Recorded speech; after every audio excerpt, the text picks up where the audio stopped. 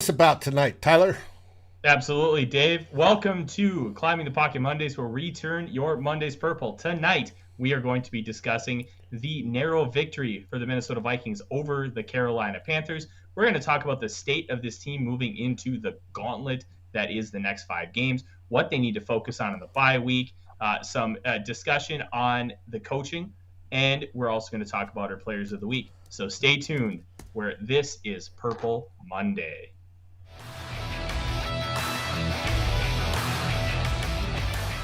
Thanks for watching. Like, subscribe, and ring the bell.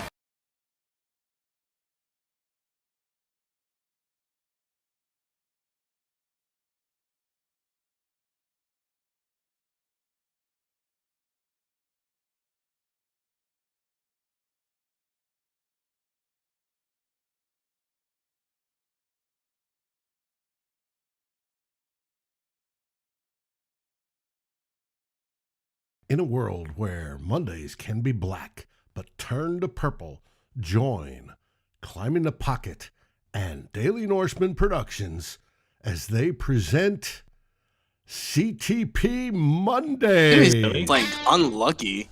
That's he's on his. Enough of that. Yeah, Gabe Henderson said it. Gabe Henderson said what? This is Patrick Peterson's first time missing games due to injury. That's wild. All right, That's Dave. why. I'm It's guessing what you he's like don't a have 10-year rollout vet, today? 9-year I've got vet. a rollout, but the roll-in didn't play properly. We tried again. All right. Well, you know what? Well, we're gonna treat this like In a a Viking world second where half collapse, and we're gonna can be rebound. black, All right, but it's turn not to working. purple, join. Dave, just punt it. It's I okay. just punted it. It didn't We're gonna work. treat this like a Vikings second half collapse, and then we're gonna rebound for the victory, just like we had the last 2 weeks. My name is Tyler Fornes. I am your co-host here tonight. With me, as always, is Deshaun and Dave in the truck producing. Gentlemen, we're 3-3. How are we feeling? Playoff time, baby. That's how I'm feeling. Like, no. Hey, you know what? We're gonna need some optimism. It was. Yeah, I mean, it was like a good game in some parts, and parts it was just like, what are you doing? It was like the perfect mix of like we're finally playing better and we're just doing the same old like. It was such a weird game. We scored like two second half touchdowns though. That was exciting. We got two of Not two, those. Deshaun. Was it two So or was it we'll three? I think it was 3. well, if you don't count overtime, I think it was 2. Okay. Yeah, because it was Dalvin and then it was Thielen, and there might have been another one. I don't know. And then Osborn. But So anyway, we scored points in the second half. That's crazy. Absolutely. And then Osborn for the win. Yeah, that's going to kind of be a big talking point here tonight for kind of like the state of the offense, because we saw some good things. We saw some things that weren't necessarily as good. So we're going to kind of get into that. But first, Deshaun, let's start with kind of the big news of the day, and that is Patrick Peterson being placed on IR. Now, he was diagnosed early with cramps, but it turns out he has a much worse hamstring injury, which can be relatively normal because cramps and hamstring injuries, when the cramp is in the hamstring, can feel the same initially. So, Deshaun, kind of what place does that put us in as far as moving forward? So it puts an incredible amount of pressure on the offense to come out of the bye kind of just firing. So kind of we thought that the offense where they should be with the amount of talent that they have is going to be this work in progress. But now they kind of have to come out the bye week with their stuff together already, because now you put Cameron Dancer out there, and yeah, he had that one bad snap against Moore where it basically allowed the Panthers to stay inside the game. Dancer just, at this moment in his career, Dancer isn't Patrick Peterson. Patrick Peterson has been doing a fantastic job all year long. He really was shutting down one side of the field, and when you lose that against teams like the Cowboys, against Lamar Jackson, who's now throwing the ball very well, against the Chargers, and against I can't remember what our fourth game is, but when you lose something like that against three really good quarterbacks, your defense is going to suffer big time. So we have to lean on the offense a tad bit more to keep us in these games. And we'll see what happens with that. I mean, we scored 34 points against a defense that's pretty solid. We don't play another defense that good for a while. So hopefully this offense can put together more 30-plus point games. Absolutely. The loss of Peterson is massive, as you alluded to. And this offense, let's kind of roll into that here. This offense had a very interesting day because I think that there were a lot of really good things. One, Kirk Cousins has been on fire at the end game situation. All of the 6 games that we played in, 5 of them have come down to the last drive, and Kirk has played lights out in those 5 games. He deserves all the credit. Going into the season, he was not very good in those situations. As our friends at Purple Daily have talked about numerous times, passer rating isn't necessarily the greatest barometer for quarterback stats, but he was 45th in passer rating in those situations. And you can kind of extrapolate from just the eye test that he wasn't very good in those situations for a multitude of reasons. Probably about 50% is just him. And this season, he's flipped the script. He's been fantastic. And there really has been no qualms about it. You could talk about some of the time management stuff and settling for longer field goals when you're not trying to move the ball forward. And we've parsed that discussion out already. But Kirk Cousins has been great. The offensive line had some good, some bad. And then the receivers were lights out. Deshaun, what were the things that you really liked to see here this Sunday against the Panthers on the offensive side?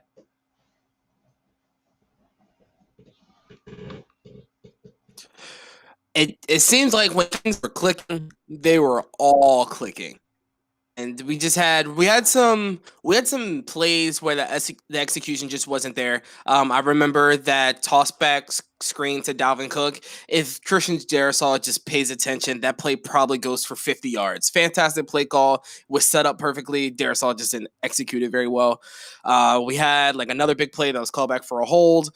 It looks like this offense is finally starting to get it together. They just have to execute better in all 3 phases.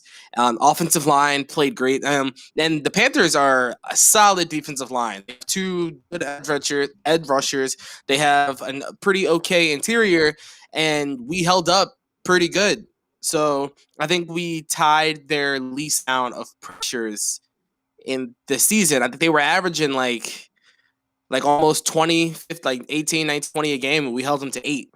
So offensive line came out, played well. Christian Darrisaw looked fantastic to be a rookie, which is crazy. I mean, Hassan Reddick is he's like your baseline, like NFL edge. He's going to get you sometimes. He's not always going to get you.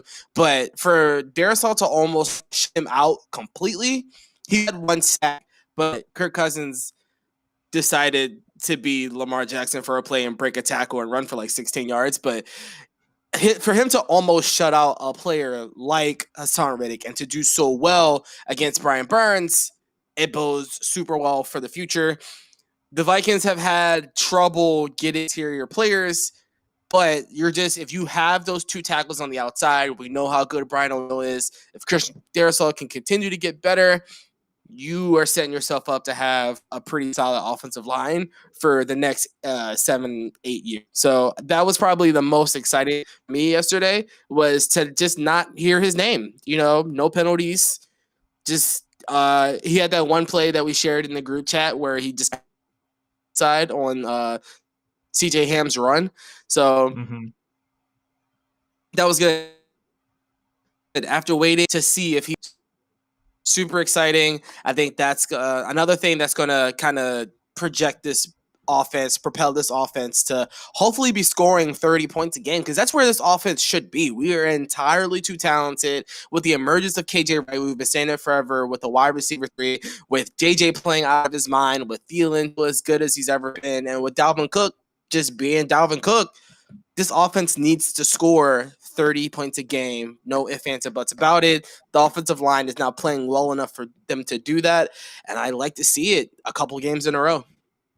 Yeah, I agree. And I tweeted out during the game a little bit of an overreaction, but it kind of holds true that this offensive unit is one of the worst in the league relative to the talent that it has on the unit. Because as you said, Deshaun, this unit is incredibly talented. That you have a top 10, top 15 quarterback, depending on who you talk to in Kirk Cousins. You have a top 3 running back in Dalvin Cook. You have 2 top 15 receivers with Thielen and Jefferson. And then you have KJ Osborn, who's emerging. He's probably a top 15 wide receiver 3 in the league. You have Tyler Conklin, who stepped up really big in the absence of Irv Smith Jr., who was primed to be a top 10 tight end here this year. And you finally have bookend tackles. You have capable interior play, which is really all you need. And when you kind of combine all of that and then the performance that we have seen so far this season, it hasn't lived up to the expectations that this team on offense should have because of the talent and the cohesion that this group does possess. And it was frustrating to watch. Hey, I have trust in these wide receivers, but we weren't pushing the ball downfield.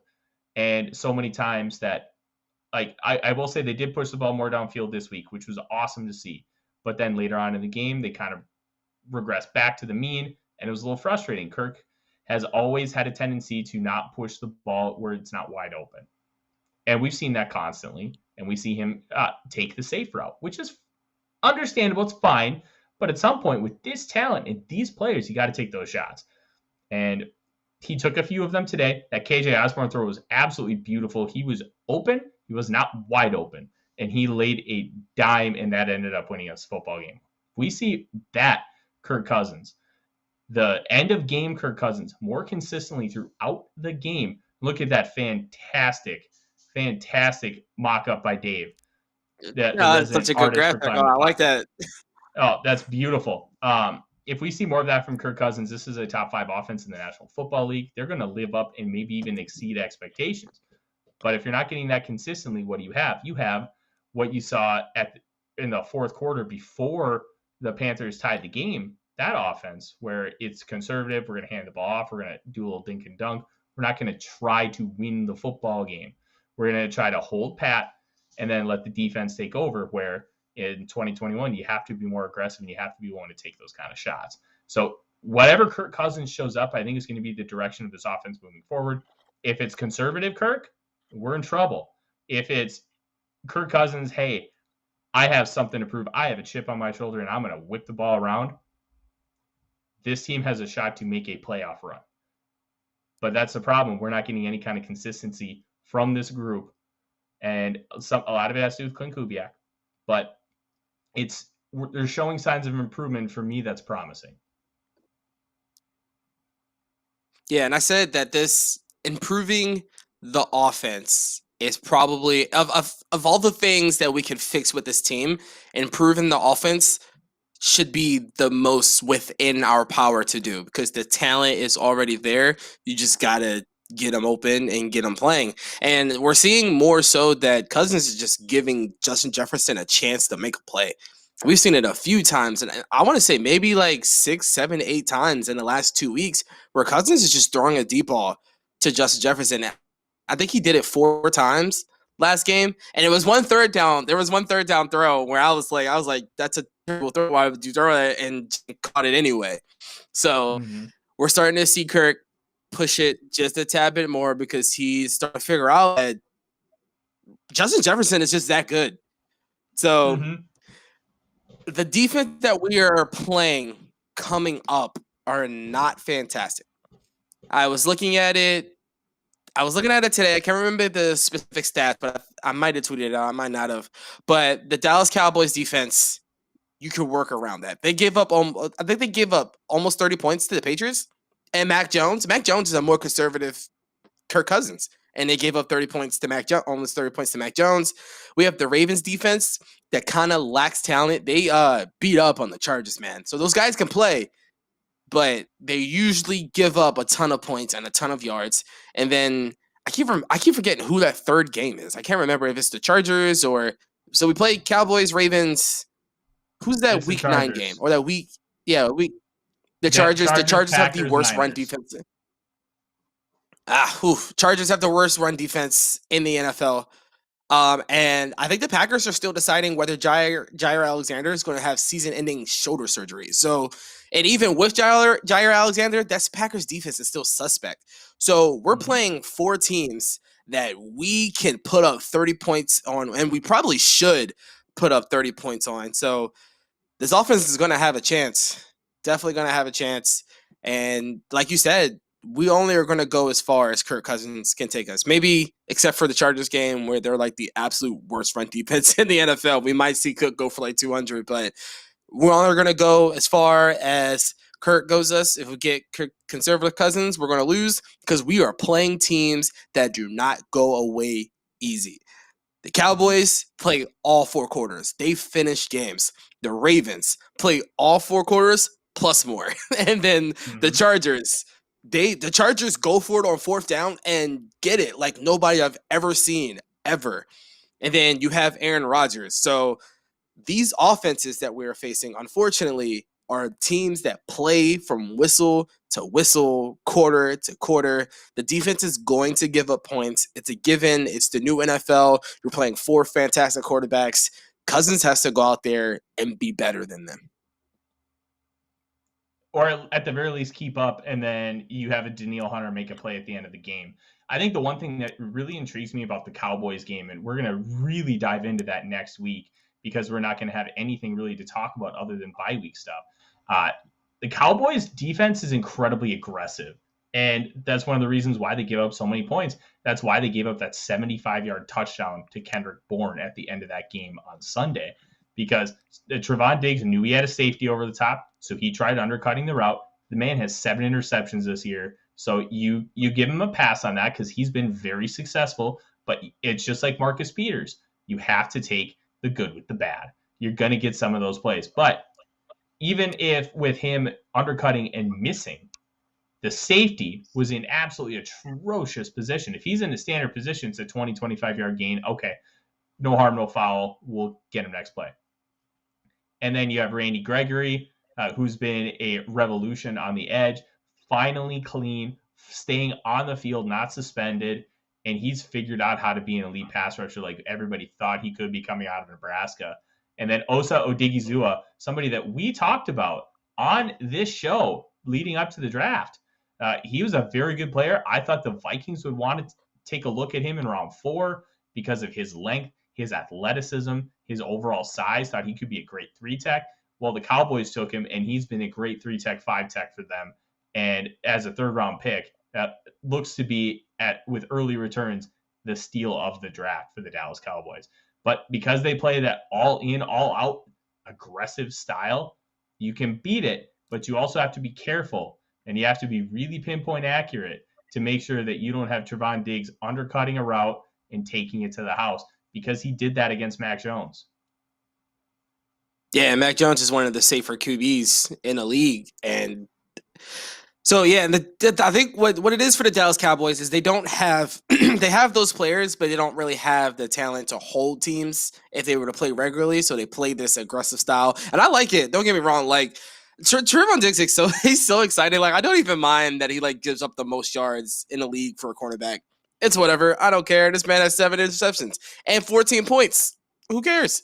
But that's going to be a matchup, man. Diggs versus Jefferson. I fully expect Jefferson to go for 150, and then Trevon Diggs get this weird pick at the end that kills our chances. But the Dallas Cowboys, that is going to be such an interesting game because I just feel I don't know, going into that game, they're 5-1.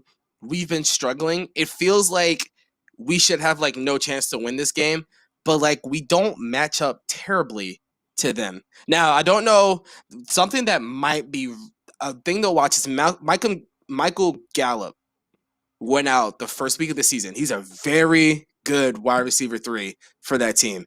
If he comes back, our corners corners are going to have a hard time covering them. That offensive line is solid. It's been falling apart a tad bit recently. But it's solid enough to get Dak. And Dak's been playing out of his mind. Dak Prescott is playing like an elite quarterback. So it's going to be such an interesting matchup. It's like Dave said, 21st ranked PFF defense. They give up plays, but they make plays. It's a matchup that's winnable, but I don't know, man. As of right now, I'm just like, it's a toss-up. It really is. It's a toss-up. They're 5-1. They're a good football team. But one thing I did see, and you always want to win a football game. You always want to win. But Dallas is in firm control of their division. The Vikings don't have to win this game. The season's not like downhill over if they lose this game. Of course, you don't want to go into Baltimore having to play probably the MVP of football right now. I don't think there's a player in the league playing better than Lamar Jackson. Maybe Kyler Murray, maybe, but Lamar Jackson is playing out of his mind, probably going to win MVP again. You don't want to go in there 3-4 because this man is just magic. So they don't have to win that game because Dallas is probably going to win their division, but we'll see. We'll see what happens. I think the one thing that we kind of project out here for the next few games is the fact that all of these guys are mobile quarterbacks that are a genuine threat to run the football, especially when you talk about Lamar Jackson, Justin Herbert, and even Dak Prescott. Like, these guys are runners of the football. They're not just like Kirk is a guy who can run. He has the capability to pick up like a first down. He has a capability, hey, you're just going to keep biting on the run, so I'm just going to take this read option and I'm going to take it 10 yards. He has that capability, but that's not his bread and butter.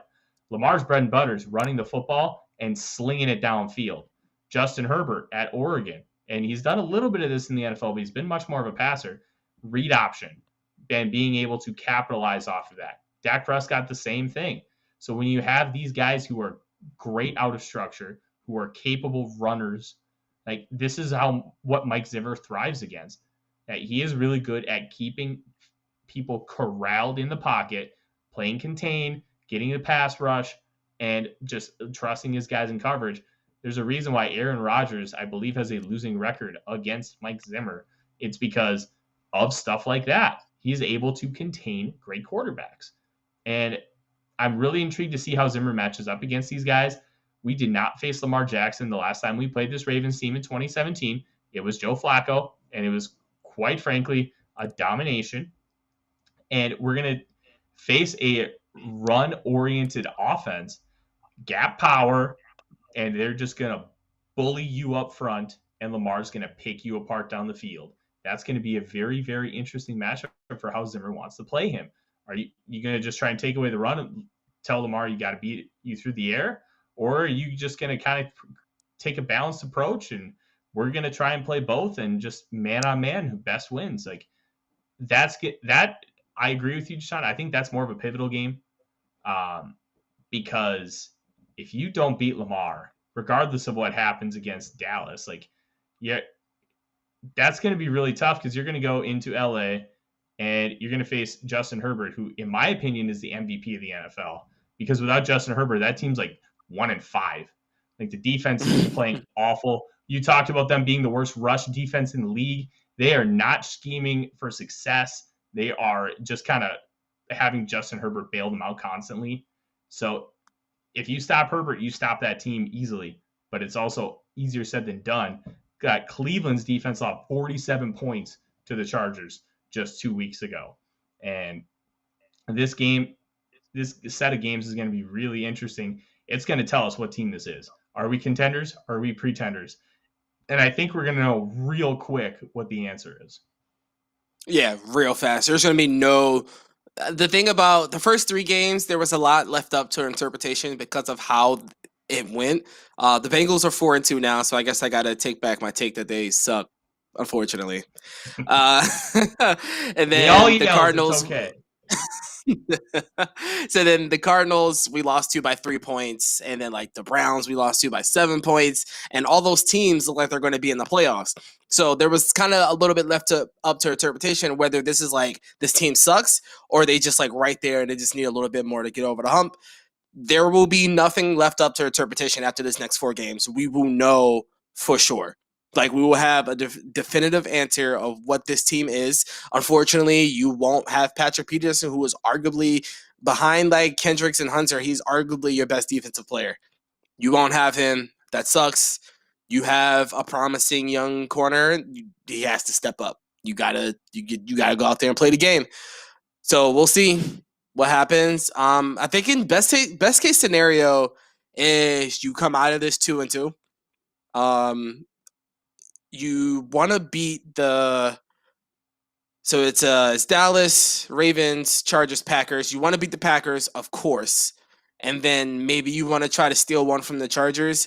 Beating Dak Prescott and Lamar Jackson right now, I just don't see it, man. I love this team so much. I'm going to be at that Ravens game. I might have to wear my Lamar jersey underneath my Jefferson jersey in case things get out of hand.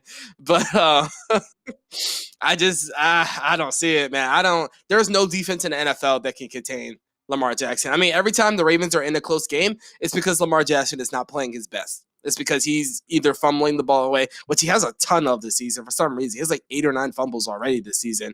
And I do see that Dak was diagnosed with a calf strain. And we'll have to see how bad that is because Kareem Hunt, I believe, was also diagnosed with a calf strain, and he ended up going on injured reserve. So the difference we'll have to see what happens to Dak Prescott. I was going to say the difference between what I've heard is, Dak's is relatively minor, and he would have been able to continue to play through it. Kareem Hunt's was much closer to a tear than a strain. So I think there are some differences. I wouldn't worry, as Dave says in the comments, about Lamar being in a walking boot. They put these guys in walking boots for literally just about anything related to foot, ankle, or lower leg. Like, that's just standard operating procedure. Mike McCarthy said that Dak would have continued to play if necessary. So I think we need to prepare like Dak Prescott is the quarterback on Halloween. Yeah, I wouldn't, even if it was like grade 1, grade 2, unless if Dak Prescott, if he could walk, he'd probably be in the game. Maybe it'll limit him a little bit physically, who knows? But yeah, man, we'll have to see. That is a tough row of games. But offensively, I think the best part is offensively we can handle it. None of these teams are playing complete games on both sides of the balls consistently. The Ravens gave up a ton of points to the Colts. They probably should have lost that game, but Blankenship was injured. He ended up missing 2 kicks. Chargers just got spanked, and the Cowboys are giving up a lot of points on defense. So good thing is, and then the Packers have their defense is their defense. It's always been kind of bad, but none of these teams are playing these complete games. They don't look unbeatable. So it's going to be any given Sunday for the next 4 weeks of the season. All these teams present to be better than us, but we got to go out there, play our game, and come away with a win. I agree completely. And let's kind of transition over to something that I've been really hammering home over the course of this season is that the Vikings need to be more aggressive. They need to take 4th downs. They need to take 2-point conversions. They need to try and win the football game. And this was a tale of 2 games almost for the Minnesota Vikings because through the 3rd quarter, they were more aggressive. They went for 2 twice. They tried to take advantage to get more points on the board. I was disappointed with the 2 4th down field goals inside the 10. That is debatable. And I think we'll end up talking about that here in a little bit. I was for it. You were against it kind of based on game flow. But my biggest frustration was once you got into the 4th quarter, all of that aggressiveness that you showed early kind of disappeared. And you weren't actively trying to win the football game. You were actively trying to escape the football game. Like Sam Darnold was playing bad. So why not put a dagger in him? Why not just be like, hey, we're not even going to give you a chance to throw a 40-yard 4th and down to Ian Thomas down the seam, which Ian Thomas has done nothing his entire career. That's probably his highlight. Like that's frustrating. And then just settling for that field goal in the 4th quarter, and he missed. Not trying to actively be more aggressive down the field at times, which we were better on Sunday than we have been so far this year. So, but I feel like there's just so much more that this team can do, and having Zimmer kind of pull the rug out from under him with some of those calls at the end of the game, and just the conservativeness. And Mary said it right there. You could feel the difference. And I completely agree. You know, sometimes it's about understanding game flow and analytics. Sometimes it's just about knowing, hey, I can put the nail in the coffin on these guys. I need to make sure I do that so they don't come back. Deshaun, let's kind of talk through this a little bit because everybody knows how I feel about this aggressiveness. You have agreed with me at times and you have disagreed. Let's kind of start from the beginning. Talk to me about your opinion on why you would not have gone for those fourth downs inside the 10, because the analytics are going to say you need to go for it. Based on kind of how the game is played today, you can argue that you need to go for it. Why wouldn't you want to go for it based on how the game was playing out? I think my biggest thing was that at that moment in time, even though the Vikings were moved, they had got into the 10 twice. The confidence didn't feel like it was there for that team. They had to convert multiple third downs. They were kind of dinking and dunking down the field a little bit. It wasn't like they were like big chunks, like they're really beating this defense. I feel like they were dinking and dunking a little bit. They were kind of getting there here and there. The confidence didn't feel like it was there for them to go for two, go for the fourth downs. The play calling was like solid, but the execution was so iffy that at that point, it felt like you just needed to get points on the board because Sam Darnold is playing horribly, but we keep giving him the ball back. Sam Darnold had so many chances, and he eventually cashed in on that last drive, that last drive was insane. Like it was completely different than the entire game. So we gave Sam Darnold entirely too many chances to, get his stuff together and for the receivers to stop dropping passes. But at that time in the game, I think it was more important than just getting points on the board, because if you go for it on fourth down and you don't get it, that's kind of like completely demoralizing to the entire team. It just kind of takes the win out of the team, and it gives the Panthers some unnecessary momentum. The two failed conversion attempts, I don't mind those. I would have done the same thing. I would have went for two twice. Because, you just want to get back into that normal game flow where you're up by 7, but not up by like 6 or 5. So I don't mind those. I would not have gone for it the third time when they kicked the extra point. After two failed attempts, I'm just like, I just kind of need my points down, man. Like we failed it twice. Whatever we're calling is not working. And what sucks is I didn't mind that shotgun run because we had the matchup pretty well, but I think one of the offensive linemen got blown back. It might have been Ezra Cleveland, or it might have been Brian O'Neill, and Dalvin ended up having to bounce it, and he actually almost got there. But for some odd reason, the Panthers were tackling so well that game. I mean, Dalvin made a few guys miss, but they were tackling so well. They were just like shoestringing everybody. I've never seen a team tackle like that before. But it's a lot about game. Now, one thing that I adamantly disagree with, I did not like that punt at the end that gave them the ball back, and they even though they ended up getting the ball at like the 6th or whatever, I did not like that punt at all. I mean, they were in Panther territory, right? They were at like the 45 or something like that. It was like the 50 or like the 40. It was close. It was like they were in field goal range for Greg Joseph. I think at that point it would have been like a 55-yard field goal going into that third down, and then they ran with Dalvin. He lost yardage, and then they ended up punting, where instead of trying to like, hey, let's try and complete a pass a few yards downfield, make it a little easier, or get the first down, they decided to just settle and let Dalvin just do whatever he can and then just live with the consequences. And I'm with you. That was very frustrating. That is the moment that separates the good teams from the bad teams. That separates Andy Reid in the divisional round last year with Chad Henne on 4th and 1 to seal the game. He throws that little flare route to Tyreek Hill, and that's it. Like, those kind of confident calls are what separates this team from being average to good to potentially great. And I'm with you. That was a very frustrating one. There were other ones that I also disagreed with. And I think those first quarter inside the 10 ones, as much as I agree that you should go for it and put the pedal to the metal and just try and put them away early, I can understand. The offense was in a weird spot at that point. They were clicking, but they weren't, because they were still moving the ball down the field, but it just felt like there was a piston misfiring in the engine. Like it was getting there, but it was struggling. Yeah, it felt ugly. It felt like watching like Iowa play like Michigan in like 1995, where they're just gonna hit each other, and then who's Oklahoma drill? who's going to move first? Like, I don't know. It's tough because you want to parse out analytics with game flow because they both can be really important. And like we talked about after that Arizona game, how there were all 6 fourth down punts. The Vikings should have gone for it based on the numbers.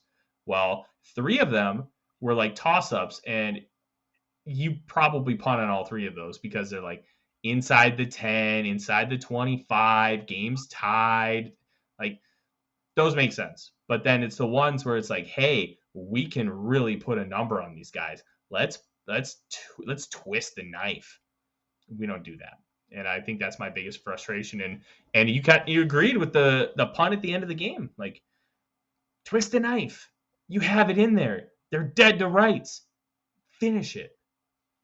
And or at least luckily, let Greg kick it again. I mean, we've seen him make those kicks. Even though he didn't miss it, I mean, we've seen him make the kicks. At the very least, let Greg try it again. Because, I mean, your defense is playing well. They ended up giving like a 96-yard drive anyway. You have time on the clock. Your offense is actually in rhythm and moving the football.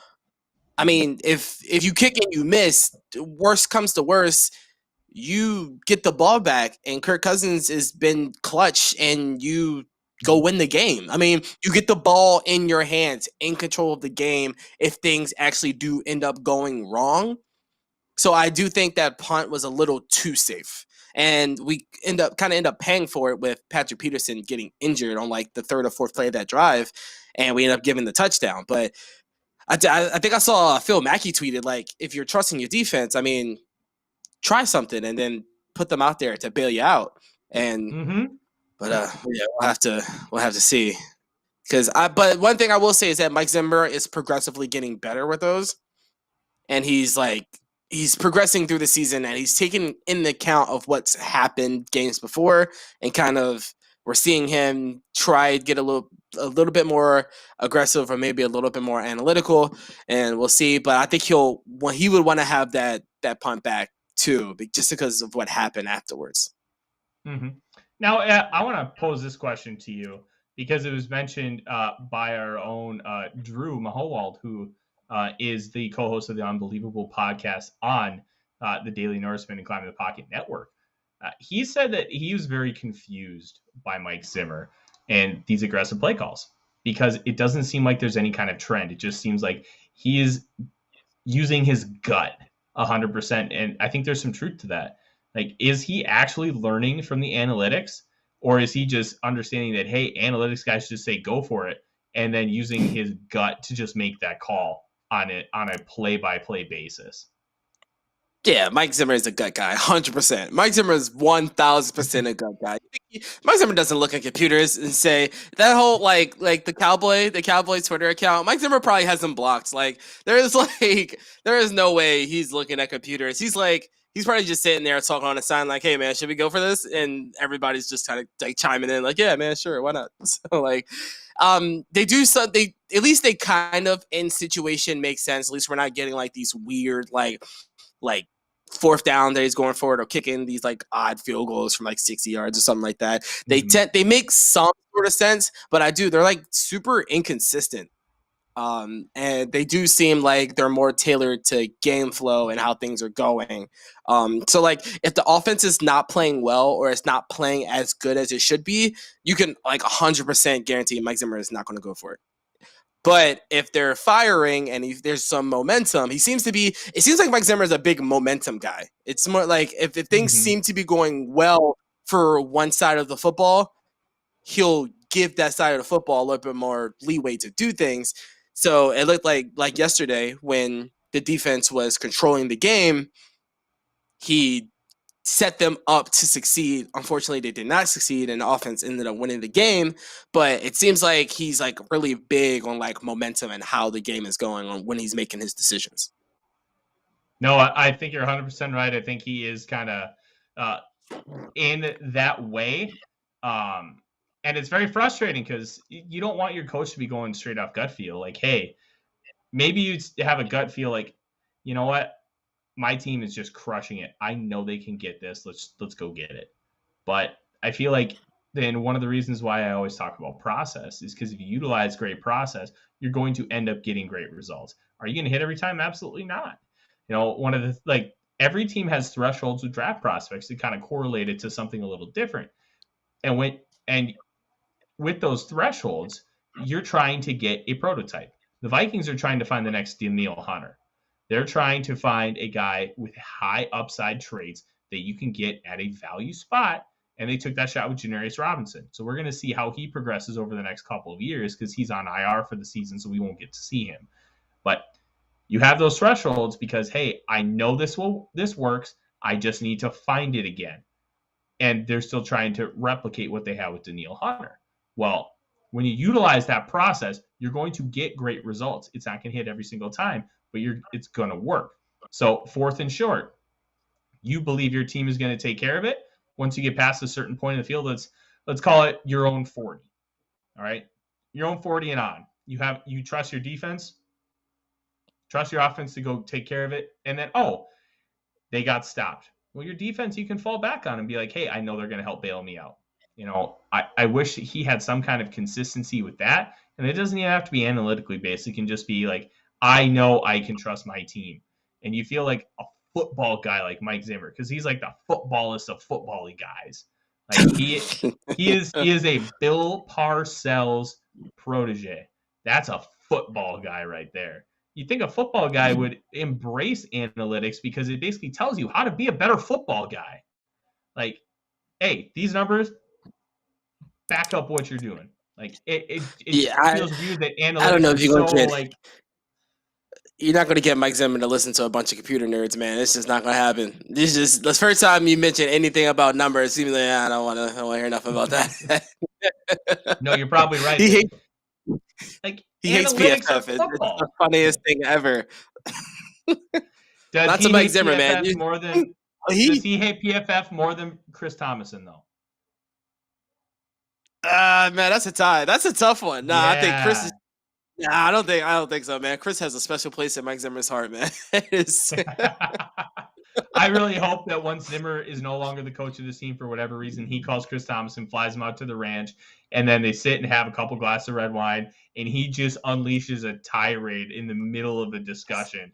Be like, what's going on? I'm like, this is how you made me feel for 7+ years, buddy. Like that would just be all-timer stuff right there. But like I think we're kind of in lockstep here. We want to see more consistency with some of these decisions. We want to see there having been thought to decisions like, hey, I'm driving home from work. Oh, there's a McDonald's. Well, I guess I'm having McDonald's for dinner tonight. No, have a plan. Have an understanding of what you're going to do and why you're going to do it. And I think if we can achieve that in some form. Oh, trust me, I have had too much McDonald's in my life. But if we can get some kind of consistency from Mike Zimmer, which we almost saw yesterday, we were very close to seeing it. If we can get that, then we're going to be sitting in a really good spot. Yeah, man, I agree. But we'll have to say. I mean, I think with the teams that are coming up, it's going to call for him to be more aggressive. He's not going to have a choice. It's the teams that we are playing coming up are going to put him in a position to be more aggressive, where he's not going to have a choice, where he knows he's going to have to score points to beat these teams. And I think Patrick Peterson is going to be the catalyst for that, because I think if you have Patrick Peterson in the game, you're probably limiting to the Cowboys. You might be able to limit to the Cowboys to like 27 points, maybe the Chargers, the Ravens. You might be able to limit all these teams on 30, but without Patrick Peterson, you're gonna have to be aggressive. You don't get a choice in the matter. And now we get to see if Mike Zimmer's gonna do what he needs to do, because the last thing we need to see is Mike Zimmer do something conservative and not play to the end of the fourth quarter, and then one of these amazing young quarterbacks comes back and makes him pay for it. And I can already see it happening. I can see it already. No, I 100% agree. I'm really intrigued to see what kind of run Harrison Hand gets, if he's going to get more than just some dime looks, because I know a friend of the network, Luke Braun, who hosts Locked On Vikings, was really high on Harrison Hand in the offseason when he was breaking down film from 2020. And I thought that he could be a guy that really contributes early on this season, but he really hasn't got that chance. And then he was just on the COVID list. So I'm interested to see what for the second time. Yeah, I know. I'm going to be really interested to see what happens with him and how Mike Zimmer schemes, is he going to be just as aggressive as he was with his coverages? Is he going to go back to a cover 2 shell and pretend that these guys are just from 7-Eleven? Like how Zimmer handles this is going to be very intriguing for how much confidence he really has in this defense. All right, I can definitely, but yeah, go ahead. Oh, I was just going to move on to the next point, but go on ahead. You got something. Well, I think defensively you're going to see us be a lot more conservative. I think what he's going to do is try to force these guys into playing perfectly, because there's these 4 guys like to take big shots.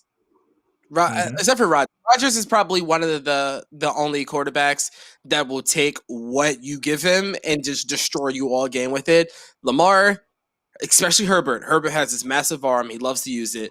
Dak and why am I forgetting somebody? Lamar, Dak, and Herbert.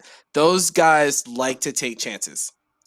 They're not going to settle for the dink and dunk. They're going to test you. And I think that Mike Zimmer's going to play conservative, and he's going to make them play like veteran quarterbacks and not let them push the ball down the field.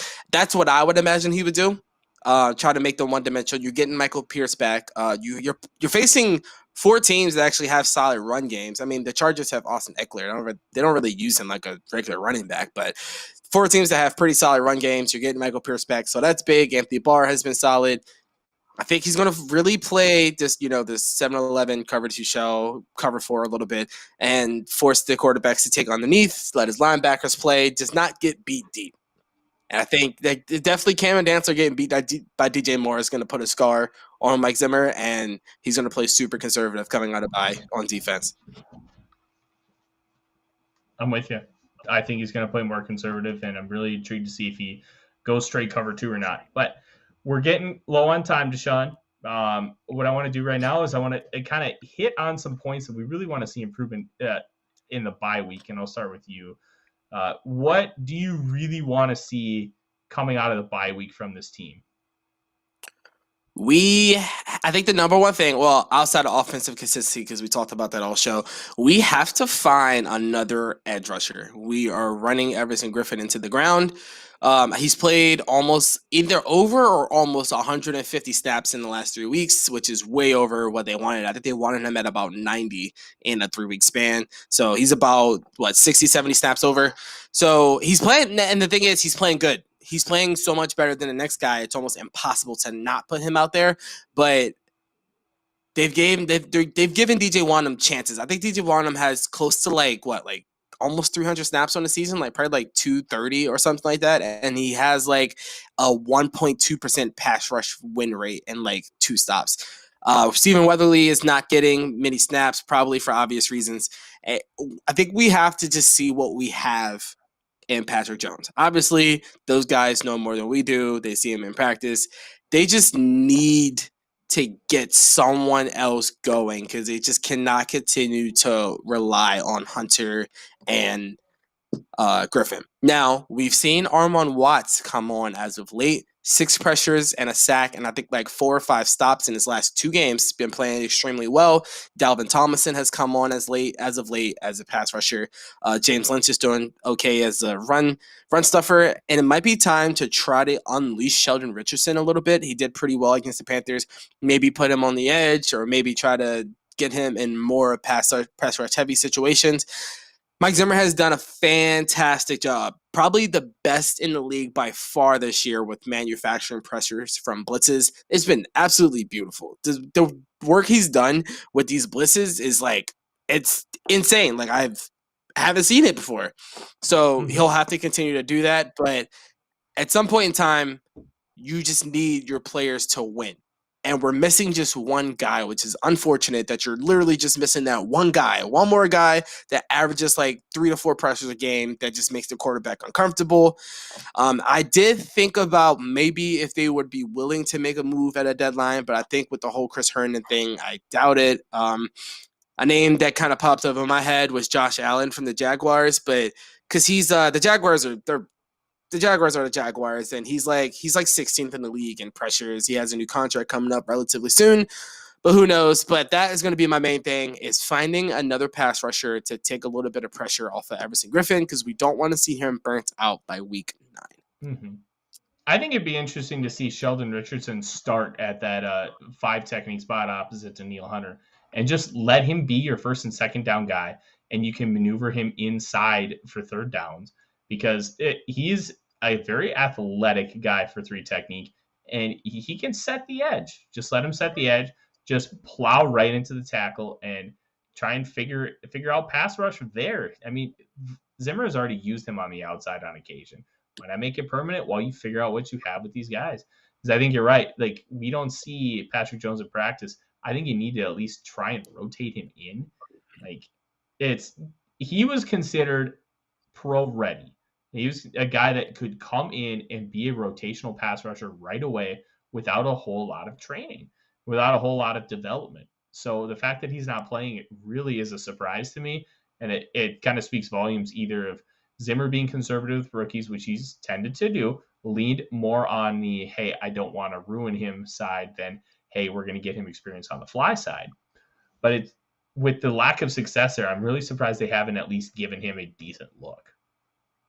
I think it's, and I hope it's this. I'm hoping that Patrick Jones is not like horrible, but I think it's more so they're not ready to give up on DJ Wonnum yet, because I mean, they're like, the snaps are like heavily in Wonnum's favor. So I think in the last game, Weatherly has played like 20 snaps combined in the last couple of games, and they continue to put DJ Wonnum out there, and I think they just want to see something out of him, and they're just like not ready to give up on him yet. And I think that's why Patrick Jones continues to be inactive. Because I mean, if you have to sit an edge if you want Patrick Jones active, and it's like, who do you take out the game?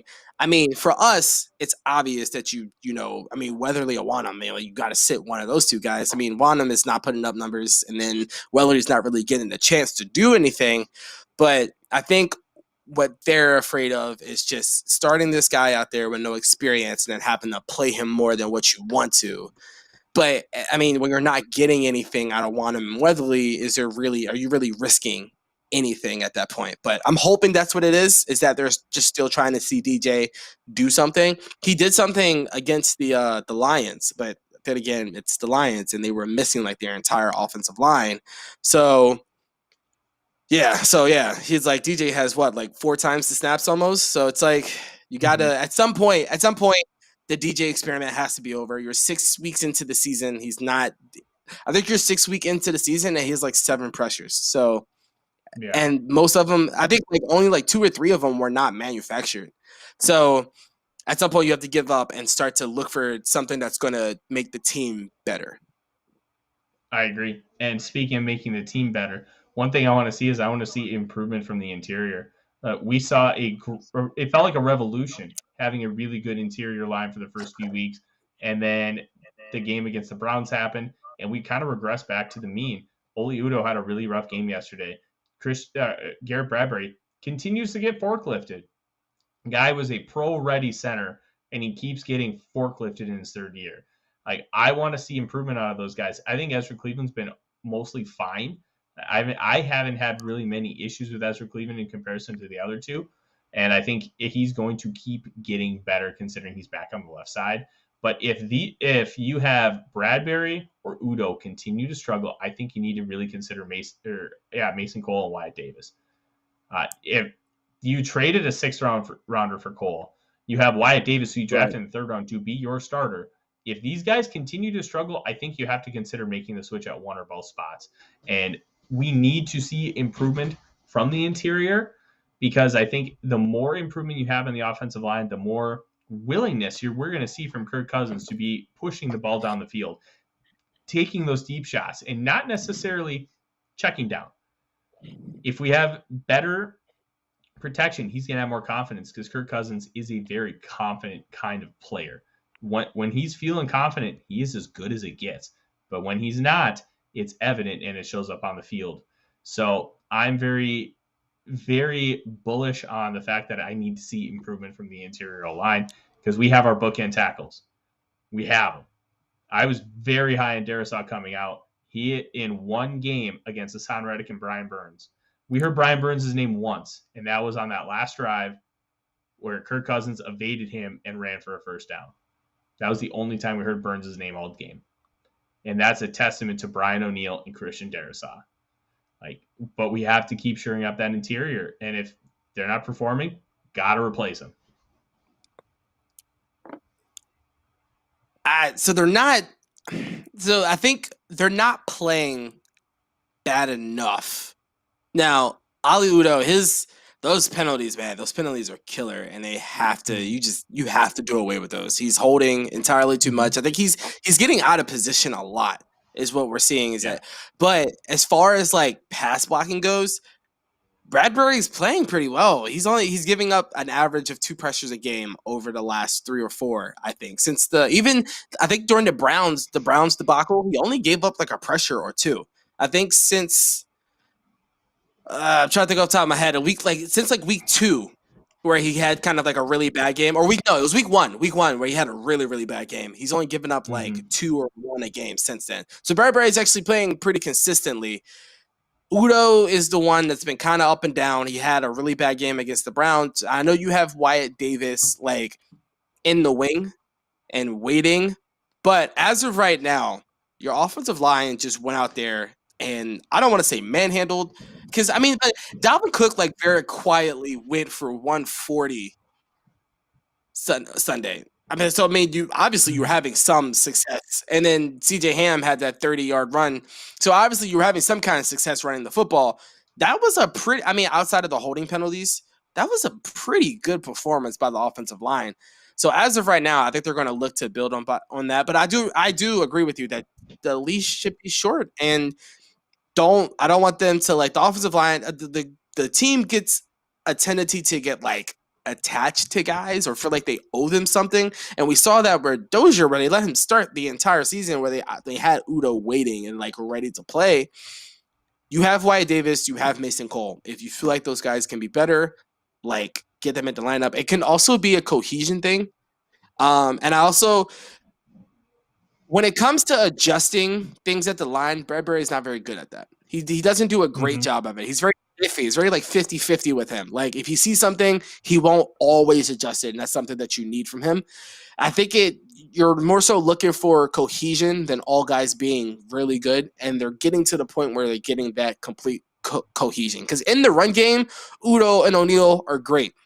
And then you saw in the run game on Sunday, Cleveland, Darrisaw were doing very good. So we'll see what happens. I don't see anybody getting replaced anytime soon because, frankly, this will probably end up being the best offensive line we've had since Kirk Cousins signed, since 2017, or these guys probably since Steve Hutchinson left the franchise. Which is awful that we sucked that long. But yeah, it's just like they're playing well. We'll see. Yeah, huge shout out to coaching. What's that guy's name? I don't know. I can't remember his name, which is kind of Rauscher. Doing fantastic job. Absolutely great. It's insane how well he is doing. We've been missing this for who knows how long. And apparently the answer was on the coaching staff the whole time. We just needed someone to refuse their COVID vaccine. And here we go, a good offensive line. So yeah, they get another test. They get another test with Osa.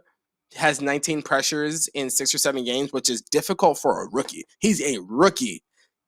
Defensive interiors, as we see defensive interiors as rookies come out and struggle. This guy is coming out. He's doing fantastic early. That's going to be a really big match for Bradbury and Cleveland to see if they can handle him. And then we get to judge from there on out. And then we get to play Calais Campbell, another match.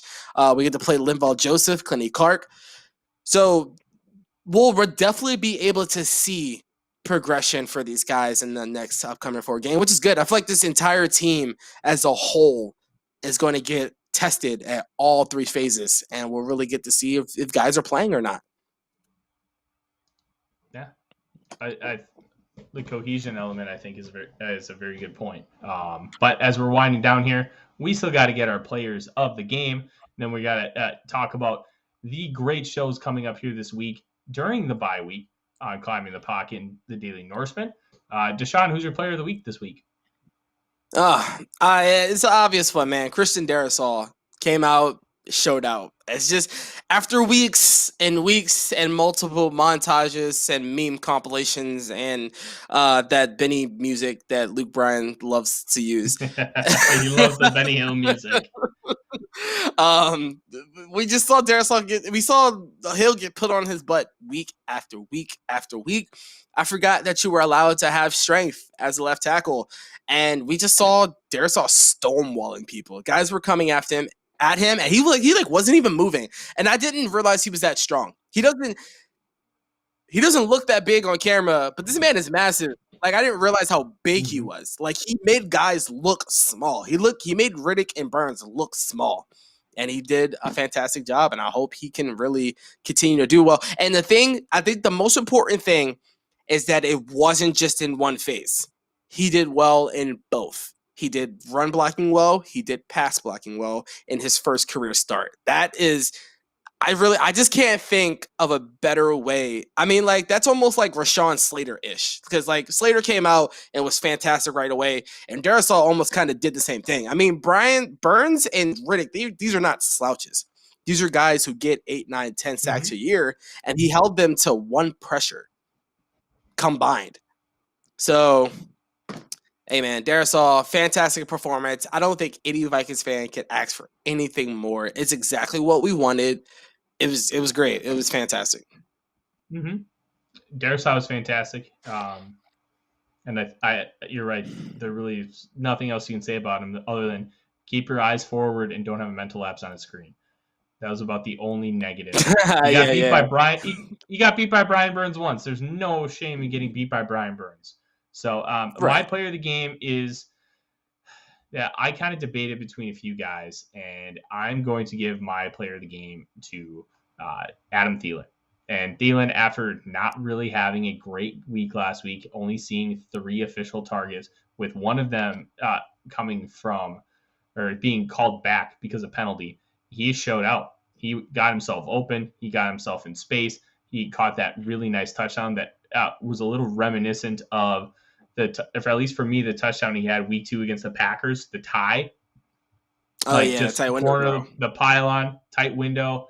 Kirk is just like, I know Thielen's going to get it, and he just fired it in. Like, it was great stuff. Thielen's demise, if there is one, is not here yet. He is still a great receiver. He has all the veteran savvy, and his athleticism really hasn't taken a sharp decline, which is great because that means Thielen is still a top 15 wide receiver in the National Football League. And this pairing is really, really, really good. And Kirk needs to keep feeding these guys the ball. Get them. Joseph Herndon got a touchdown. He caught his first pass as a Viking. He had no mistakes, which is all very good. But we're not going to give love to a guy that probably shouldn't be on this football team right now because, let's be honest, it was a panic trade. And we can fully admit that now based on everything going wrong. Daniel, Kirk is starting to really trust these guys. It's showing. I hope it continues because we've seen spells where Kirk doesn't trust anybody and he needs wide open or it's a check down. So consistency is going to be really key with this team. And moving forward, that's what we need. Dave from the truck. Wait, one more time. I think we have to do an honorable mention, man. KJ. All right. KJ was touchdown. Honorable mention, man. That was some good stuff. He tossed the helmet. I saw what happened to the helmet. It looked like he hit the guy in the purple. He didn't. Conklin caught it. He should be more careful with his helmet tosses. That was kind of dangerous. But hey, that was a great way to walk off. I mean, 2 weeks in a row we're walking off. Fantastic stuff. Yeah. Dave, what do we got coming up forward this week here on the Climbing the Pocket YouTube channel? Well, this week's going to be a little different. We do have In the Huddle tomorrow night. As scheduled, your favorite Climbing the Pocket personalities will be here. Wednesday is still up in the air. Thursday is on the bye. Saturday is on the bye. But we might squeeze some other stuff in on top of that. So stay tuned. It will be posted on Twitter and Facebook as normal, and you can join us any day. And you can always contact us on either spot, and we'll gladly talk Vikings football. Mm-hmm. Absolutely. And with that in mind, next week we will not have a bye. We will be here ready to roll. We're going to talk Dallas Cowboys. There is a chance we will have a special guest on Monday, so keep tuned there. From Dave and Deshaun, I am Tyler, and we are here to keep your Mondays purple. Thank you very much for watching. Have a wonderful night. Skull Vikings! Bye week.